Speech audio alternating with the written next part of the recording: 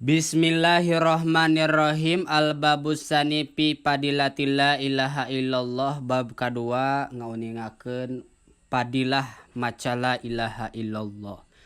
Qala sareng ngadausaan nabiyu Kanjeng Nabi sallallahu alaihi wasallam, man ari saha jalma qala anu ngucap atanapi anu nyarios kula yaumin dina saban-saban poena ngucapkeun naon la ilaha illallah Muhammadur Rasulullah, kana lapad la ilaha illallah Muhammadur Rasulullah sabaraha balikan mi'ata marotin menang 100 kali balikan.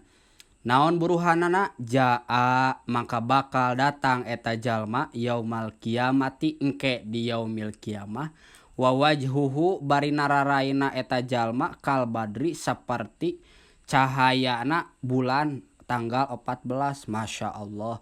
Tai jalma anu ngadawamkeun setiap poena setiap dintena ngaoskeun la ilaha illallah, maka eta jalma teh bakal datang ke di yaumil kiamah bari kaayaan raraina teh anu cahayana sapertikeun bulan anu tanggal 14 tah kitu urang amalkeun tah tos uninga urang sadayana kana hadisna sajalma anu maca la ilaha illallah Muhammadur Rasulullah menang 100 kali tah ieu buruhanna teh raraina teh bakal dicaangkeun ke di yaumil kiamah teh. Masya Allah.